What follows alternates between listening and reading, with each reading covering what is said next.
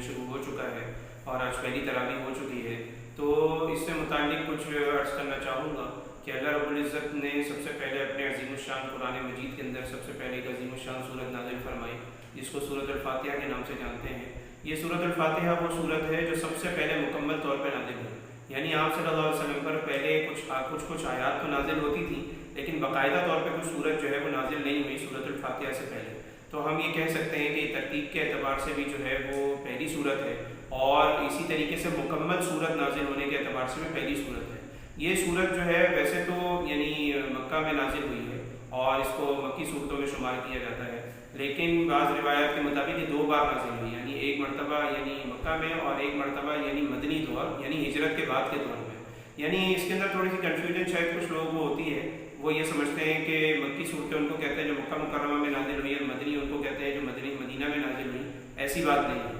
مکی صورتیں ان کو کہتے ہیں جو ہجرت سے پہلے نازل ہوئی، اور مدنی صورتیں ان کو کہتے ہیں جو ہجرت کے بعد نازل ہوئی۔ تو اس سے متعلق یعنی ہم آگے بھی کچھ بات کریں گے۔ تو سورۃ الفاتحہ کا ہم تو کچھ تسلسل برقرار رکھتے ہیں کہ سورۃ الفاتحہ میں اللہ رب العزت نے اس کا یعنی ایک رکوع ہے اس کا، اور اس میں 7 آیات جو ہے اللہ رب العزت نے نازل فرمائی ہے۔ سورۃ الفاتحہ کے بہت سارے نام آئے ہیں، جس طرح اس کو ام القرآن بھی کہا جاتا ہے، اس کو ام الکتاب بھی کہا جاتا ہے، اس کو سبع مثانی بھی کہا جاتا ہے۔ تو یہ قرآن کی بنیاد ہے، قرآن کی اساس ہے، اس کو ارشاد فرمایا یعنی حدیث کے اندر۔ اس کے متعلق یعنی مفسرین نے سورۃ الفاتحہ کے اور بھی کئی نام ذکر کیے ہیں جن کی تعداد کچھ 15 تک پہنچتی ہے۔ تو سورۃ الفاتحہ جو ہے بہت ہی زبردست سورت ہے، اور اس کے اندر اللہ رب العزت علم الاصول بیان فرما رہے ہیں کہ انسان کا عقیدہ کیا ہونا چاہیے۔ تو علم الاصول سے متعلق جو ہے اللہ رب العزت اس کے اندر سب سے پہلے توحید کا بیان فرما رہے ہیں، پھر اس کے بعد جو ہے وہ رسالت کا بیان بھی اس کے اندر موجود ہے، اور اسی طرح قیامت کا بیان موجود ہے۔ تو یعنی ابتدا کی جو 2 آیات ہیں الحمدللہ رب العالمین الرحمن الرحیم، اس کے اندر جو ہے آپ کو علم الاصول بیان ہو رہے ہیں۔ اس کے علاوہ جو 6ٹھی آیت ہے اس کی سورۃ الفاتحہ کی، جس کے اندر ہم دیکھتے ہیں کہ صراط الذین انعمت علیہم، کہ ہمیں ان لوگوں کے راستے پر چلا جن پر تیرا انعام ہوا ہے۔ اب کن لوگوں پہ اللہ تعالیٰ کا انعام ہوا ہے؟ تو منعم علیہم کون لوگ ہیں؟ تو فرمایا اولئک الذین انعم اللہ علیہم من النبیین والصدیقین والشہداء والصالحین، کہ منعم علیہم وہ لوگ ہیں جن پر اللہ کا انعام بھی ہوا ہے، وہ لوگ ہیں جو انبیاء میں سے ہیں، صدیقین، شہداء اور صالحین میں سے ہیں۔ یعنی انبیاء کی پیروی صدیقین نے کی، صدیقین کی شہداء، شہداء کی صالحین نے، جیسا کہ قرآن نے فرمایا واتبع سبیل من اناب الیہ، کہ ہمیں آگے اور پیچھے آنے والے جو لوگ ہیں یعنی جو پچھلے لوگوں کی ہمیں پیروی کرنی ہے جو نیک لوگ ہیں۔ تو یہ سلسلہ پھر نبی صلی اللہ علیہ وسلم تک جا کر ملتا ہے، جیسا کہ قرآن مجید میں ایک اور جگہ ارشاد ہوا کہ یا ایھا الذین آمنوا اطیعوا اللہ واطیعوا الرسول واولی الامر منکم۔ خیر، تو اس کے بعد اللہ رب العزت جو ہے ایک اور طرف اشارہ فرما رہے ہیں، یعنی علم العبادات کی طرف، یعنی ایاک نعبد، ہم خاص تیری ہی عبادت کرتے ہیں۔ ظاہر ہے صرف اللہ کی عبادت کرنی چاہیے، اللہ کے علاوہ اگر کسی اور کی عبادت کی جائے گی، کسی کو اس کے اندر شریک کیا جائے گا تو یہ کفر ہو جائے گا، اور انسان کا خاتمہ اس سے برا ہونے کی جو ہے وہ امید ہے، اور یقین ہے کہ ایسے شخص کا خاتمہ جو ہے ایمان پر نہیں ہوگا۔ تو لہذا ہمیں شرک سے بچنا چاہیے، اور ہمیں اس قسم کی حرکات کے اندر نہیں پڑنا چاہیے۔ پھر اسی طرح اس کے اندر ایک اور واقعہ جو ہے وہ علم السلوک ہے۔ علم السلوک سے کیا مراد ہے کہ یعنی ایاک نستعین، کہ ہم اللہ ہی سے مدد مانگیں، یعنی ہم اپنے سارے کاموں کو بننے کا اگر امید رکھیں، یا اگر ہم چاہیں کہ ہمارے کام بن جائیں، تو اس کی ہمیں امید سب سے پہلے اللہ رب العزت سے ہی ہونی چاہیے، اور بے شک اسی سے ہونی چاہیے، اور اس کے علاوہ کسی اور سے کسی بھی قسم کے نفع اور نقصان کی امید نہیں ہونی چاہیے۔ جیسا کہ قرآن مجید میں ارشاد ہوا کہ اللہ رب العزت اگر چاہے تو کوئی بھی شخص جو ہے اس کو فائدہ نہیں دے سکتا کسی بھی شخص کو، یعنی وَإِن يَمْسَسْكَ اللَّهُ بِضُرٍّ فَلَا كَاشِفَ لَهُ إِلَّا هُوَ وَإِن يُرِدْكَ بِخَيْرٍ فَلَا رَادَّ لِفَضْلِهِ، یعنی اگر اللہ تعالیٰ کسی کو مصیبت دینا چاہے تو اللہ کے علاوہ کوئی ٹال نہیں سکتا، اور اگر اللہ تعالیٰ خیر دینا چاہے تو اللہ کے علاوہ اس خیر کو پوری دنیا مل کر بھی جو ہے اس خیر کو اس شخص سے جو ہے وہ دور نہیں کر سکتی۔ پھر اس کے علاوہ سورۃ الفاتحہ میں علم القصص کا بھی بیان ہے۔ علم القصص کیا ہے؟ یعنی اس کے اندر واقعات کی طرف اشارہ ہے، یہودیوں اور عیسائیوں کے واقعات کی طرف اشارہ ہے، کہ جس میں غیر المغضوب علیہم ولا الضالین، کہ ان لوگوں پر اللہ تعالیٰ غضبناک بھی ہوئے اور یہ گمراہ بھی ہوئے، تو ہمیں ایسے لوگوں کے راستے سے پناہ بھی مانگنی ہے۔ تو یہ سورۃ الفاتحہ مکمل ہوئی۔ آگے سورۃ البقرہ ہے۔ سورۃ البقرہ جو ہے وہ عظیم الشان سورت ہے، اور سورۃ البقرہ قرآن مجید کی سب سے بڑی سورت ہے، اور سورۃ البقرہ سے متعلق آپ صلی اللہ علیہ وسلم نے ارشاد فرمایا کہ ہر چیز کی ایک چوٹی ہوتی ہے، تو قرآن مجید کی جو چوٹی اور بلندی ہے وہ سورۃ الفاتحہ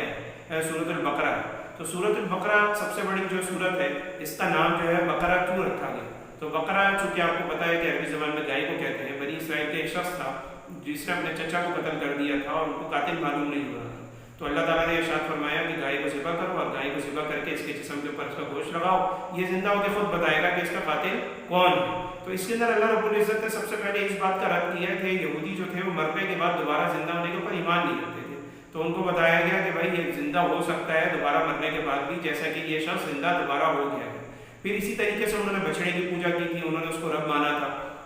جب حضرت موسیٰ علیہ السلام جو ہے وہ تورات لینے کے لیے چلے گئے تھے تو انہوں نے پیچھے بچڑے کو پوجنا شروع کر دیا تھا جو سامری نے بنایا تھا۔ تو اللہ رب العزت نے انہی کے ہاتھوں گائے ذبح کروا کے اس چیز کے متعلق ان کو بتایا کہ کیا اگر یہ تمہارا رب ہوتا تو تم اس کو اس طرح آسانی سے کاٹتے پیٹتے، اس طرح اس کو خنجر مارتے۔ تو اللہ رب العزت نے ان چیزوں کا جو ہے وہ رد فرمایا۔ تو اس سے متعلق پھر بنی اسرائیل سے متعلق یعنی جہاں پر یہ بات ہوئی تو وہاں پر یہ بات بھی ہوئی کہ عرب کا جو دستور تھا وہاں پر الف لام میم کا جو لفظ تھا وہ اجنبی تھا،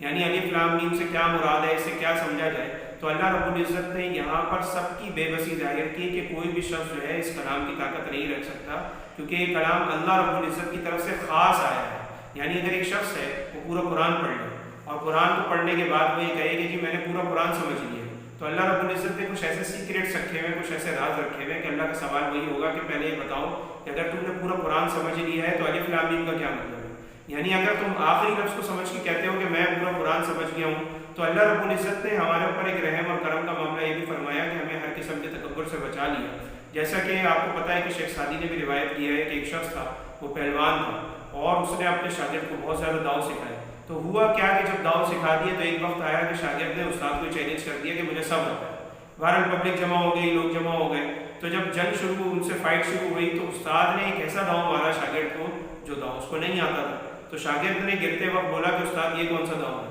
تو استاد نے کہا یہ وہ داؤ ہے جو میں نے آج کے دن تمہارے لیے سنبھال کے رکھا تھا، کیونکہ مجھے پتا تھا کہ ایک دن آئے گا تم تکبر کا شکار ہو جاؤ گے۔ تو یہ ضروری نہیں ہے کہ ہمیں ہر چیز سمجھنا ضروری ہو، اور اللہ تعالیٰ نے کسی چیز کے راز اپنی طرف بھی رکھے ہوئے جس میں اللہ رب العزت کی بہت بڑی کوئی نہ کوئی حکمت ہوتی ہے۔ پھر دوسری اس کی وجہ یہ ہے کہ الف لام میم سے یہ بیان ہوا، یعنی آپ صلی اللہ علیہ وسلم جو ہے چونکہ آپ کو پتا ہے کہ وہ کسی سے باقاعدہ طور پہ انہوں نے تو کہے گا کہ یار اس کو بیسک کا بھی پتہ ہے یہ انگلش بول رہے ہیں، تو آپ صلی اللہ علیہ وسلم نے جب ایسا کلام شروع کیا جس سے لوگ عاجز آ گئے اور وہ ساری چیزیں عاجز آ گئیں اور سارے کے سارے شعراء عاجز آ گئے، تو انہوں نے یہ پوچھا کہ بھائی یہ کلام جو ہے اس کی ابتدا کیا ہے؟ فرمایا الف لام میم۔ تو الف لام میم سے اللہ تعالیٰ نے یہ ارشاد فرما دیا کہ ہمیں یعنی عاجز کرنے والا کلام بھی آتا ہے، ہمیں فصاحت و بلاغت بھی آتی ہے اور ہمیں اس کی بیسک بھی پتہ ہے، ہمیں بھی پتہ ہے کہ الف کیا ہوتا ہے، لام کیا ہوتا ہے، میم کیا ہوتا ہے۔ یعنی آپ صلی اللہ علیہ وسلم کے بارے میں اگر وہ بیسک کا تاثر تھا کہ آپ صلی اللہ علیہ وسلم بیسک جانتے ہیں جو معجزانہ کلام کر رہے ہیں، تو اللہ رب العزت نے آپ صلی اللہ علیہ وسلم کی زبان اقدس سے الف لام میم کے لفظ سے یہ واضح کر دیا کہ ہاں جی ہمیں پتہ ہے کہ الف کیا ہے اور با کیا ہے اور تا کیا ہے اور سا کیا ہے اور لام کیا ہے اور میم کیا ہے۔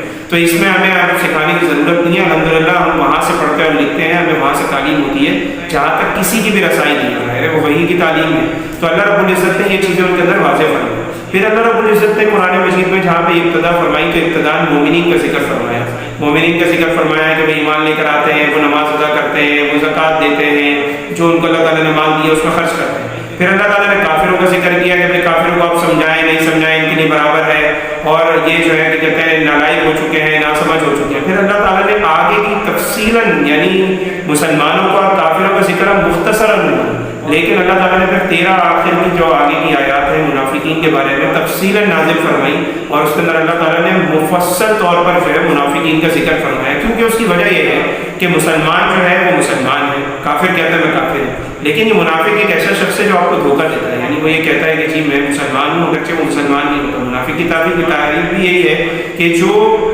یعنی اپنے ایمان کو یعنی ظاہر کرتا ہے اور کفر کو چھپاتا ہے۔ آپ کو پتہ ہے کہ یہ جو منافقین تھے وہ کیا کرتے تھے، یعنی قرآن مجید ہی اس بارے میں ارشاد فرما رہے ہیں کہ یہ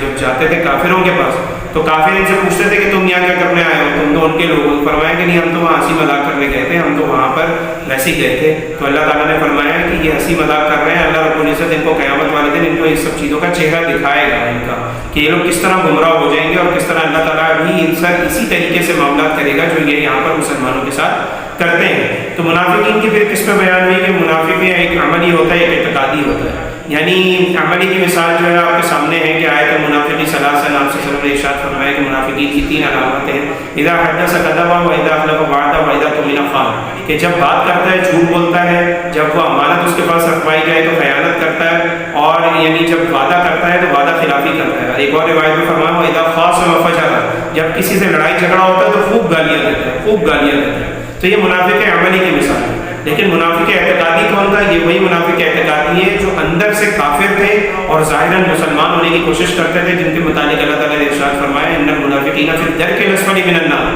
کہ یہ لوگ جو ہے جہنم کے سب سے نچلے گھڑے کے اندر جو ہے ان کو اللہ رب العزت جگہ دے گا. پھر اس کے بعد اللہ تعالیٰ نے منافقین کی تعریف کے بعد جو ہے یعنی ان کی خصلتیں بیان کرنے کے بعد حضرت آدم علیہ السلام کا ذکر کیا کہ حضرت آدم علیہ السلام دنیا میں آئے، ان کے آنے کا پروسیس کس طرح ان کو شیطان نے برگلایا، کس طریقے سے وہ دنیا کے اندر آئے اور سارے معاملات آگے چلے. پھر اس کے بعد اللہ رب العزت نے جو ہے وہ بنی اسرائیل کا ذکر کیا، حضرت یعقوب کا ذکر کیا کہ کس طرح اللہ تعالیٰ نے ان پر انعامات کیے، کس طرح ان کو جو ہے اللہ تعالیٰ نے فرعون سے جو ہے وہ بچایا، کس طرح انہوں نے جو ہے وہ جا کر وہاں پہ پناہ حاصل کی، اور پھر کس طریقے سے انہوں نے انبیاء کو جھٹلایا اور کس طرح انبیاء کی انہوں نے توہین کی اور کس طرح وہ بدتمیزی سے جو ہے وہ پیش آئے. تو ان کے اندر جو بغض اور عناد اور حسد تھا اور نہ ماننے کی بات تھی کہ جی ہم کسی چیز کو نہیں مانتے، جو چیز سمجھ میں آئے گی اس کو مانیں گے، جس چیز کو نہیں آئے گی سمجھ میں اس کو نہیں مانیں گے. جس کے مطابق اللہ تعالیٰ نے ارشاد فرمایا فتؤمنون ببعض الکتاب وتکفرون ببعض، کیا تم یہ سوچتے ہو کہ جو یعنی تم 50% بات کو مانو گے وتکفرون ببعض، اور جو تمہیں سمجھ میں نہیں آئے گا اس کو تم کفر کرو گے.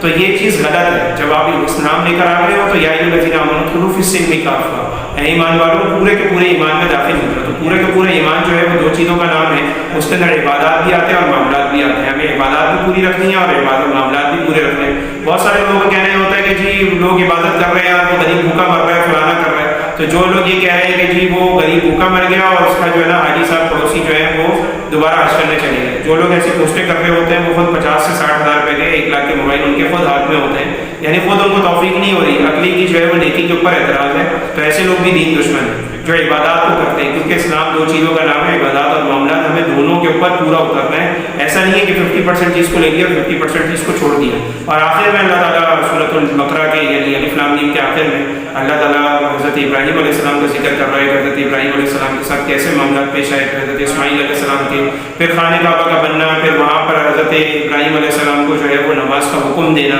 اور یعنی ہمیں ابراہیم واتخذوا ابراہیم مصلی، یعنی ہمیں ابراہیم علیہ السلام کی جو جگہ کا تعین کرنا، جس طرح کہ آج عمرے کے بعد بھی لوگ وہاں پر جو ہے نماز پڑھتے ہیں. تو یہ سارا ہمیں قرآن مجید سے پتہ لگتا ہے. پھر اس کے بعد جو ہے آخر میں اللہ تعالیٰ اسی کے تسلسل کو بڑھا رہے ہیں اور اس کے اندر جو ہے وہ اللہ تعالیٰ مزید بات یہ فرما رہے ہیں کہ جی ہمیں جو ہے وہ انہی انبیاء اور اسباط جو ہیں ان کے جو خاندان کے لوگ ہیں انہی کو دیکھنا چاہیے ہمیں، جو نیک لوگ تھے، اور جو برے لوگ ہیں اس سے ہمیں بچنا چاہیے. تو اللہ رب العزت سے ہماری دعا ہے کہ جو خلاصہ بیان ہوا اللہ تعالیٰ اس کو ہمیں صحیح معنوں میں سمجھنے اور اس پہ عمل کرنے کی توفیق عطا فرمائے. وآخر دعوانا الحمدللہ رب العالمین. تو اللہ رب العزت سے ہماری دعا ہے کہ جو خلاصہ بیان ہوا اللہ تعالیٰ اس کو ہمیں صحیح معنوں میں سمجھنے اور اس پہ عمل کرنے کی توفیق عطا فرمائے. وآخر دعوانا الحمدللہ رب العالمین.